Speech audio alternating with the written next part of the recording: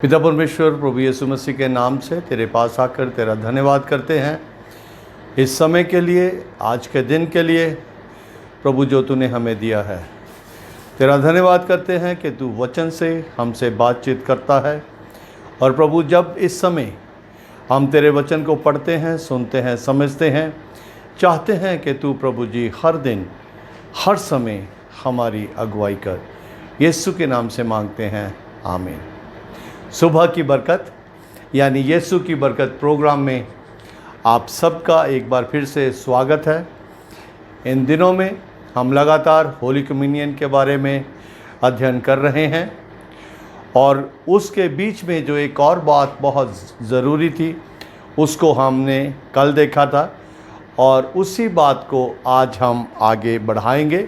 आने वाले दिनों में प्रभु भोज जो है वो क्यों लेते हैं, कौन ले सकता है, कब कब लेना चाहिए, इन सारी बातों पर हम विचार करेंगे और बाइबल से हम सीखेंगे कि बाइबल हमें इस विषय में क्या सिखाती है।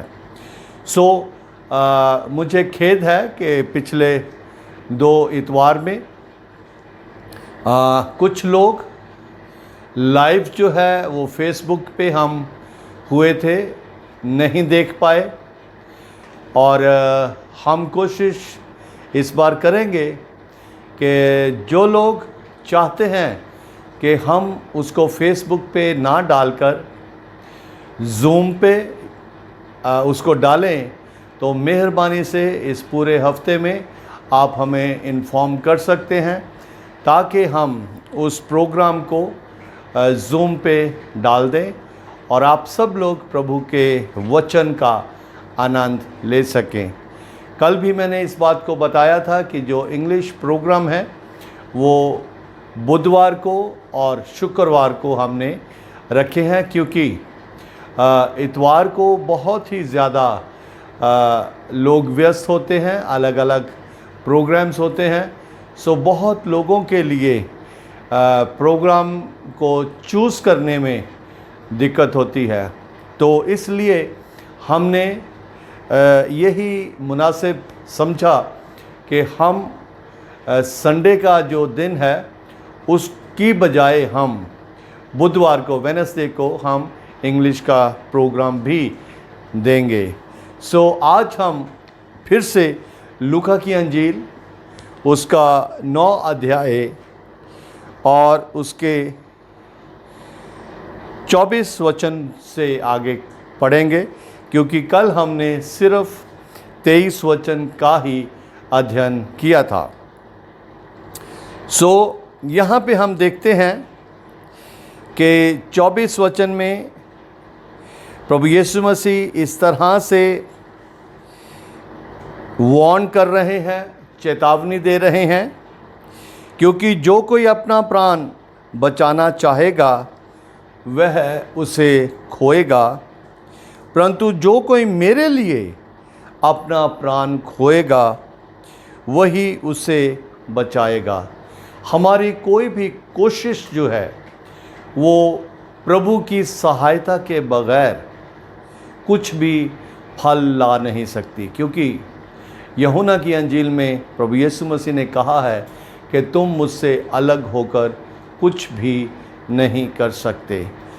इसलिए प्रभु यीशु मसीह हमें इस बात को यहाँ पे सिखा रहे हैं कि अगर हम अपना प्राण बचाना भी चाहें तो हमारे पास कोई भी ऐसी काबिलियत नहीं है कि हम अपने प्राण को खुद बचा सकते हैं जब तक प्रभु हम पर अनुग्रह ना करे। और 25 वचन इस तरह से शुरू हो रहा है, यदि मनुष्य सारे जगत को प्राप्त करे और अपना प्राण खो दे या उसकी हानि उठाए तो उसे क्या लाभ होगा। किसको लाभ? उस मनुष्य को जिसने सारे जगत को तो प्राप्त कर लिया लेकिन उसने कुछ भी प्रभु के लिए नहीं किया, तो यहाँ पे हम देखते हैं कि उसको कुछ भी लाभ नहीं होगा। पिछले दिनों में मैंने एक बार प्रचार में इस बात को भी प्रकट किया था कि एक व्यक्ति ने पास्टर जी को अपने घर पे खाने के लिए बुलाया और बताने लगा कि खाने के बाद वो उनको सारी चीज़ों के बारे में बताने लगा कि ये भी मेरा है, ये भी मेरा है। उनको छत के ऊपर ले गया, वहाँ पे कहने लगा कि आप जहाँ तक आपकी नज़र जाती है वो सारा आगे पीछे दाएं बाएं सारा मेरा इलाका है। तो उसने सोचा कि पास्टर जी मुझे कहेंगे वाह बहुत बड़ी प्रॉपर्टी है, लेकिन जो पास्टर प्रभु का खौफ मानने वाले थे उन्होंने उनसे पूछा कि आपने प्रभु के लिए क्या किया।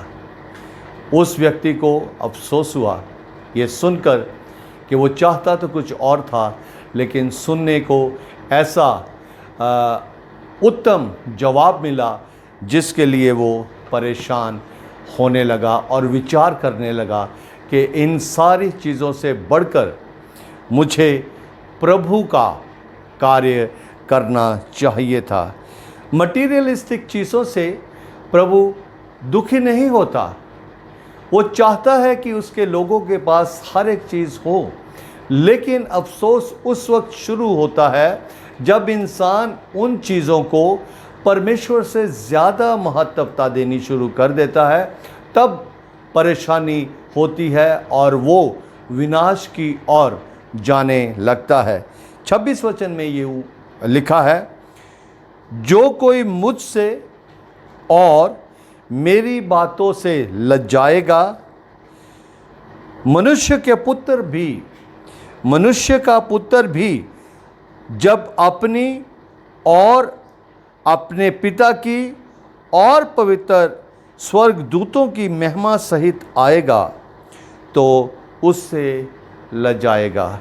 अजीज़ों, जब मैं इस वचन का आपके साथ जिक्र कर रहा हूँ तो मैं जानता हूँ कि इस समय मैं बहुत से लोगों के साथ बहुत ही उनकी उन्नति के लिए और परमेश्वर के राज्य के विस्तार के लिए बात कर रहा हूँ। हम इस बात को समझें कि जो कुछ भी हमारे पास है वो हमें परमेश्वर ने दिया है। और यहाँ पे प्रभु यीशु मसीह बहुत स्पष्ट रीति से बता रहा है कि जो कोई मुझसे और मेरी बातों से लजाएगा। बहुत बार बहुत से लोग जिनको परमेश्वर ने बहुत से वरदान दिए हैं, वो उन वरदानों को परमेश्वर के लिए ना इस्तेमाल करके वो ऐसी ऐसी जगहों में फंसे हुए हैं जहाँ पे उनको उस परमेश्वर की बातों का जिक्र करने तक की अनुमति नहीं है। उदाहरण के तौर पे, अगर एक व्यक्ति को प्रभु ने बहुत अच्छी आवाज़ दी है, लेकिन वो व्यक्ति इसलिए अपनी आवाज़ को प्रभु के लिए इस्तेमाल नहीं कर सकता क्योंकि उसकी वो जो उसका दायरा है वो उसको अनुमति नहीं देता कि वो किसी और माध्यम से प्रभु की महिमा कर सके। अजीज़ों, जो भी चीज़ें हैं वो परमेश्वर की हैं, जो भी वरदान है वो परमेश्वर की ओर से हमें मिले हैं। हमारी जिम्मेवारी केवल और केवल यही है कि हम परमेश्वर की दी हुई बरकतों को, उसके वरदानों को परमेश्वर के लिए ही इस्तेमाल करें। मुझे याद है मेरी अपनी सेवकाई के दिनों में एक बार ऐसा हुआ कि एक कलीसिया में जिसका मैं हिस्सा था, उसके पासबान से मेरी थोड़ी सी कुछ मिसअंडरस्टैंडिंग हो गई और मैं उस चर्च में वर्शिप लीड करता था, तो मैंने उस वर्शिप को लीड करना छोड़ दिया। एक बहुत बुज़ुर्ग जो मुझसे बहुत ही ज़्यादा मोहब्बत रखते थे, क्योंकि वो प्रभु से मोहब्बत रखते थे और वो प्रभु के लिए अपने जीवन को जी रहे थे, जब उनको पता लगा कि मैं इन दिनों में आराधना को लीड नहीं कर रहा हूँ, तो उन्होंने मुझसे पूछा कि क्या कारण है ब्रदर, आप क्यों इन दिनों में वर्शिप लीड नहीं कर रहे। तो मैंने उनको बताया, तो उन्होंने उस दिन मुझे इस बात को समझाया कि जब आप प्लेटफॉर्म पे होते हैं, जब आप पुलपट पे होते हैं, तो ना जाने कितने लोग आपकी आराधना के द्वारा, जो आप प्रभु यीशु मसीह की आराधना करते हैं, उससे कितने लोग आशीष पाते हैं। क्या आपको मालूम है कि आप कितने लोगों की आशीष में रुकावट बने हैं। उस दिन उन्होंने मुझसे ये बात कही कि जिसको परमेश्वर ने अपने लिए चुना है, अगर वो अपने आप को परमेश्वर के हाथों में नहीं सौंपता और अपने उन वरदानों को अपनी मुट्ठी में रखने की कोशिश करता है, तो परमेश्वर उस मुट्ठी को उबलते हुए तेल में डालकर उस मुट्ठी को ऐसे खोल देगा कि वो दोबारा किसी भी रीति से बंद नहीं हो पाएगी। उस दिन मैं इस बात को समझ गया। आज भी बहुत से लोगों को प्रभु ने बहुत से वरदान दिए हैं, लेकिन वो जिस दायरे में हैं, उस दायरे से वो निकल के प्रभु की सेवा नहीं कर सकते, क्योंकि उनके ऊपर प्रेशर है। जब प्रभु ने हमें अपने पास बुलाया है, तो उसने हमें ये बहुत स्पष्ट रीति से निर्देश दिया है कि हमें परमेश्वर की सेवा के लिए कैसे करना है। यूहन्ना की इंजील उसका 15 अध्याय उसके 16 वचन को मैं अपने लिए और आप सब के लिए पढ़ रहा हूँ। यहाँ इसलिए इस तरह से लिखा है, तुमने मुझे नहीं चुना, परंतु मैंने तुम्हें चुना है और तुम्हें नियुक्त किया है कि तुम जाकर फल लाओ और तुम्हारा फल बना रहे। तब इंग्लिश में लिखा है देन, तब तुम मेरे नाम से जो कुछ पिता से मांगोगे वह तुम्हें देगा।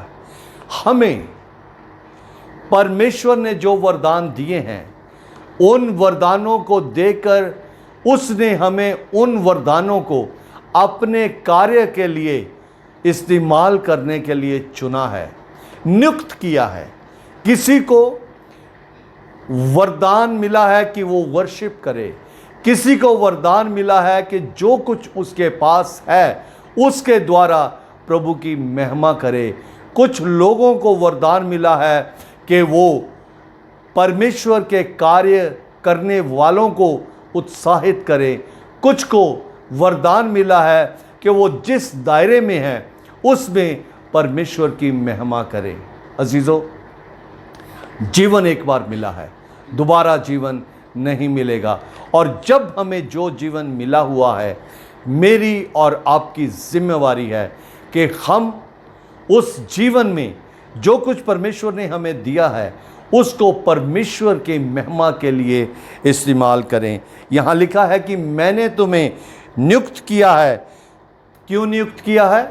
ताकि तुम एक जगह पे बैठ बैठ के अपनी सारी ज़िंदगी व्यतीत कर दो, नहीं। यहाँ लिखा है कि मैंने तुम्हें चुना और तुम्हें नियुक्त किया है ताकि तुम जाकर फल लाओ और तुम्हारा फल बना रहे। अजीज़ों, जब हम प्रभु भोज के बारे में सीख रहे हैं, तो मेरे लिए और आपके लिए बहुत ज़रूरी है कि यीशु के पीछे चलने का हम अर्थ समझ लें। और फिर जब हम इस बात को समझ लेंगे, हमें प्रभु की आज्ञा मानने में कोई भी दिक्कत नहीं होगी। अजीज़ों, समय बहुत नाजुक है, बहुत लोग जो हैं वो नाश हो रहे हैं। प्रभु यीशु कहता है कि मैंने तुम्हें चुना है ताकि तुम जाओ और फल लाओ, ताकि तुम बहुत सी नाश हो रही रूहों को अपनी आवाज़ से, अपने संदेश से, अपनी उत्साह करने वाली उस क्वालिटी से उनको इनकरेज करो। और जो कुछ प्रभु ने आपको दिया है वो प्रभु के लिए इस्तेमाल करके उसकी महिमा करो। क्योंकि यहाँ लिखा है कि अगर तुम मुझसे मेरी बातों को करने से लजाओगे तो मैं भी तुमसे लजाऊंगा। और यहाँ पे बहुत स्पष्ट लिखा है, मनुष्य का पुत्र भी जब अपनी और अपने पिता की और पवित्र स्वर्गदूतों की महिमा सहित आएगा तो उससे लजाएगा जो आज प्रभु का कार्य करने के लिए लजाता है, प्रभु के बारे में बातचीत करने के लिए लजाता है। हम इस बात पे ध्यान करें। प्रभु आप सबको बहुत आशीष दे। आइए प्रार्थना करें। पिता परमेश्वर तेरा धन्यवाद करते हैं तेरे इस वचन के लिए। सुनने वालों को बहुतायत से आशीष दे और प्रभु जी अनुग्रह कर, ताकि तू अगला जितना भी जीवन देता है वो सारा जीवन तेरे सुसमाचार के लिए हर एक व्यक्ति प्रभु जी व्यतीत करे, ताकि जो फसल तैयार है उसको काट सके। यीशु के नाम से मांगते हैं, आमीन। सबको जय मसीह की। प्रभु आप सबको बहुत आशीष दे।